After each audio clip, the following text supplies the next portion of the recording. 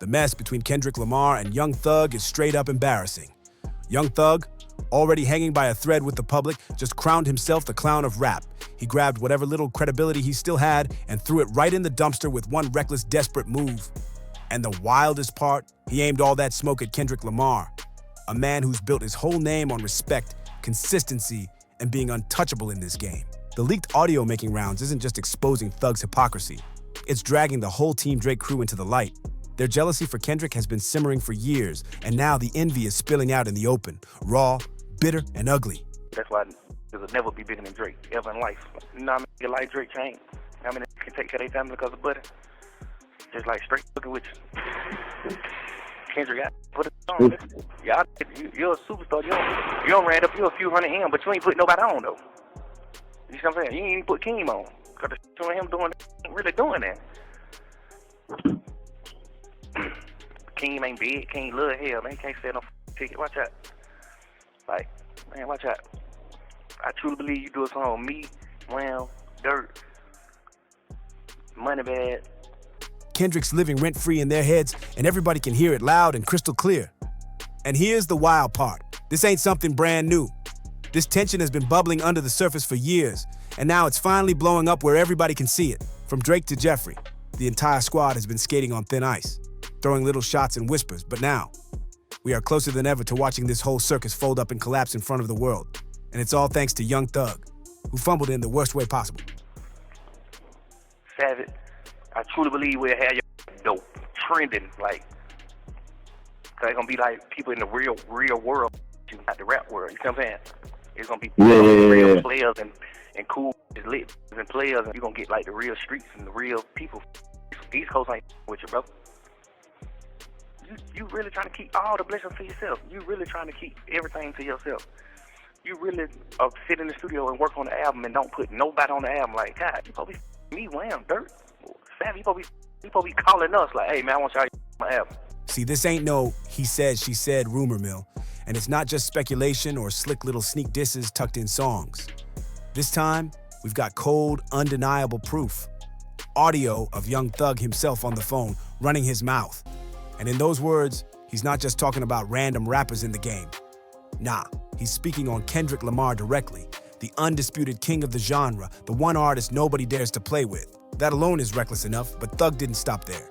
He dragged Baby Keem into the mess too, calling him out by name. And let's be real, taking shots at Kendrick is one thing, dangerous in itself. But coming for Kendrick's own family and protege, that's a whole new level of madness. And it shows just how deep the envy runs behind the scenes. But check this out. The mix of anti-Kendrick hate and over-the-top Drake worship in this rant is insane. Young Thug didn't just toss a quick jab. He went on this long, drawn-out tangent like a man obsessed, desperate to prove something.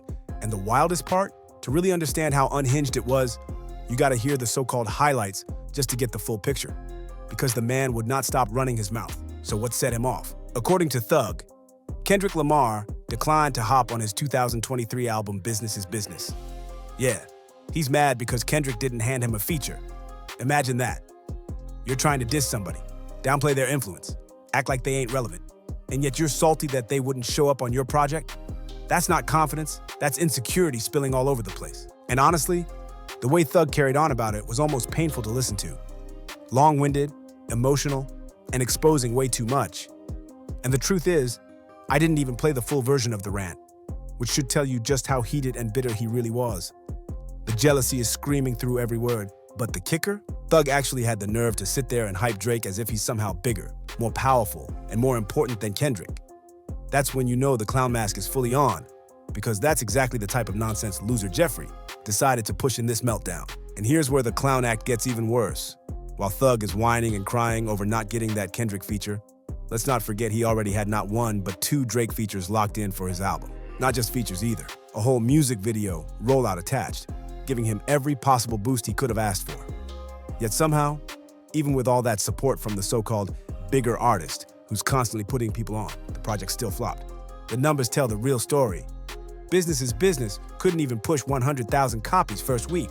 And to make it more embarrassing, insiders claimed the team had to juice the stats with fake streams just to make the underwhelming numbers look halfway decent.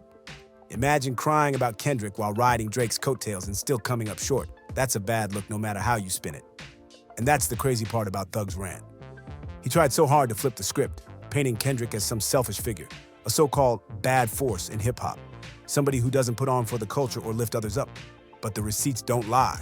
The only thing this rant exposed was Thug's bitterness, insecurity, and the fact that even with all the Drake cosigns in the world, he couldn't deliver. Let me break some news to young Thug real quick. Maybe the reason Kendrick ain't working with you or your little crew is simple. You're not good for hip-hop. Period. And this whole narrative of Kendrick supposedly not putting people on, that's one of the most ridiculous lies floating around. And honestly, it doesn't even deserve real debate. The receipts are stacked against it, long before something like GNX, where Kendrick proved once again he'll collaborate and lift talent up. We saw the same pattern back in his TDE days. Everybody on Top Dog Entertainment, Schoolboy Q, Ab-Soul, J-Rock, SZA, became stars in their own right. And who was standing right there with them? Kendrick Lamar, boosting the label's profile and shining light on his people every single time. That's not selfishness. That's leadership in action. So for Thug to turn around and diss Kendrick, calling him a nobody, acting like he doesn't build with the culture, that's not just disrespectful, it's delusional. Because if we're being real, when you line up all the big-name rappers of this generation, the second-hand proteges, the so-called apprentices trying to keep up, none of them come close to what Kendrick has done for both himself and his circle. And that's the uncomfortable truth Thug doesn't want to face. When we talk about the field of artists like Gunna, Jay's Baby, Don Toliver, and Party Next Door, one thing is crystal clear. Baby Keem has shown the highest ceiling out of all of them when it comes to potential superstardom. He's not just playing the game, he's rewriting what the future of rap could look like. And if we're breaking it down by catalog, by the actual worth of the music, the conversation isn't even close. Take a look at the Melodic Blue. That project is hands down one of the most valuable hip-hop records of the entire decade. Critics, fans, even industry insiders all agree that album has the kind of staying power artists dream about. And truth be told, anybody in the music business would rather hold a stake in the Melodic Blue than in anything young Thug has ever released. That's not shade, that's fact. And remember, this phone call was back in 2023, which makes Thug's take look even worse in hindsight. Because Baby Keem had already proved during the Melodic Blue and Mr. Morale and the Big Steppers era that he wasn't just a sidekick, he was a certified star in his own right. Whenever Keem drops again, the whole industry knows people are gonna eat their words. And if we line up the first week numbers without any bots or fake streams, Keem nearly matched what Thug's business did in total. That alone should shut down the debate instantly. And the funny thing, Baby Keem didn't have anywhere near the kind of support, marketing push, or gimmicks that young Thug tried to use to inflate his own numbers. Yet he still held his own. That's what makes Thug's whole rant look even weaker in hindsight. But where things really go off the rails is when he starts talking Kendrick versus Drake, right before all the public back and forth officially took off. Loser Jeffrey tried to spin this fairy tale that Drake was the one putting everybody on, acting like Drake was single-handedly shaping the culture. But let's keep it real. It wasn't Drake putting people on. It was the streaming farms doing heavy lifting in the shadows. And even with all those tricks in play, they couldn't fully save Thug's own numbers. Imagine bragging about somebody else's machine when it can't even carry you. Then comes the wildest part of the rant. Thug seriously tried to position himself, Lil Durk, and Lil Baby as the so-called real superstars of rap. According to him, Kendrick should have been honored to work with them, because somehow that would make him look cooler and supposedly attract real listeners. That logic is insane. Kendrick doesn't need clout from anybody, let alone 3 guys whose legacies don't hold a candle to his. The arrogance dripping off that statement shows just how lost Thug was in his own fantasy. When you really sit down and hear something like this, it tells you everything you need to know about the dynamic at play. Kendrick Lamar has always been a lyrical rapper, a man who writes with intention, who raps like he actually has a brain, and who never sold out to chase corny trends. And that authenticity is exactly what these guys hated. They couldn't stand the fact that he stayed true to himself, because deep down they knew it exposed their own weakness. The hypocrisy is crazy too. On one hand, they praise him, they beg for features, they acknowledge his market power and the weight his name carries. But in the very next breath, they try to flip the script and treat him like he's the one out of touch, like Kendrick doesn't really get rap. Meanwhile, the reality is obvious. The ones dragging the genre down, the ones making it worse, were these insecure clowns all along.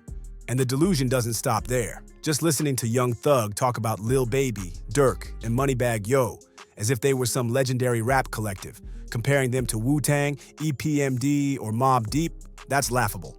The comparison isn't just wrong, it's insulting to the culture itself, because the gap between those legends and Thug's dream team is a canyon that can't be crossed. As a rap fan, this kind of talk makes my blood boil because it shows how these guys have been hijacking the culture and twisting it into something cheap and disposable. They thrifted the art form, watered it down, and turned it into a circus for quick money grabs. And let's be real, if it weren't for Kendrick Lamar holding the line, rap as we know it might have been dead in just a few short years. The man's authenticity is one of the last barriers stopping the genre from completely collapsing into gimmicks and TikTok stunts. And that's what makes Thugg's rant even more insulting. He and his crew want to act like their watered-down formula is the standard, like their weird thing is the new normal. Meanwhile, Kendrick and Keem stand on dignity, artistry, and purpose. They refuse to bag chase just for the sake of chasing a bag. That's not weakness, that's integrity. But what does Thug do? He mocks that exact integrity, as if clout-chasing, money-hungry chaos is the blueprint everyone should follow. That's why rap ended up in the gutter for years, because too many leaders were moving without vision or craft. And let's be honest, that's probably the real reason Kendrick didn't want to work with you in the first place, loser Jeffrey. And even though we always suspected these conversations were happening behind closed doors, hearing the audio outright, hearing the raw jealousy, the warped logic, the clownish mindset, it hits differently. It's not just speculation anymore, it's proof of how far gone these guys really are. And now, with all this information finally out in the open, the picture is clear. These so-called heavyweights were always more like Drake than they ever were like Kendrick Lamar. All the switching up, all the phony narratives, all the fake loyalty. It shows us once and for all that their energy was never rooted in artistry, only in clout and desperation. And for all those old, lame, cupcake-loving, delusional stands trying to rewrite history now, this is the reminder they can't run from. Because here's the truth. Even with this warped way of thinking, even with the entire industry moving against him in subtle ways, Kendrick told us this was happening all along in his disses and subliminals. Those cryptic bars were never just clever rhymes.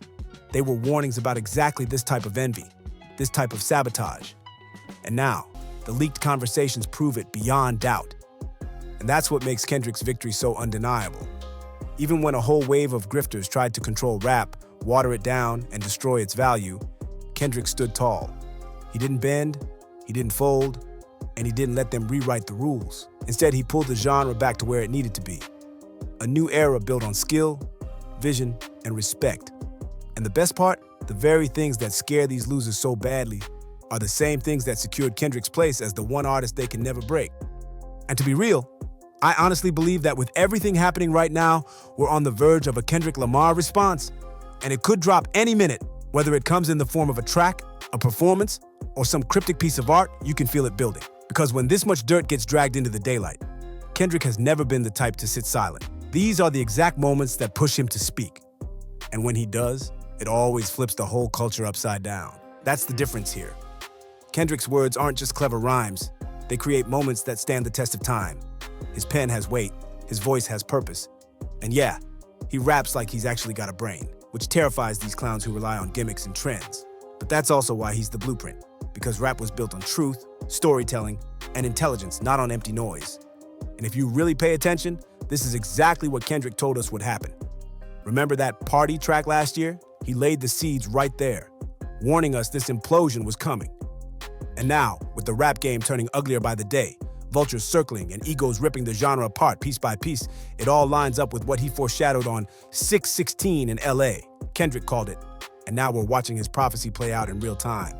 At the end of the day, what we're really witnessing is how one man, Kendrick Lamar, is shifting an entire industry by simply standing on truth and skill. Whether they love him or hate him, whether they throw praise or shade, it doesn't matter. Because every word, every attack, every desperate rant from these losers only makes Kendrick look stronger. And the crazy part is, they haven't even figured it out yet. In trying to tear him down, they're only helping to build his legacy higher. So now, the real question is this. What do you think about loser Jeffrey and his wild comments about Kendrick? Do you think anything he said holds even a shred of value? And more than that, what do you make of him trying to pit Kendrick against Drake? Like some playground rivalry could rewrite history. Did it mean anything at all? Or did it just prove how insecure he really was? And put yourself in Kendrick's shoes for a second.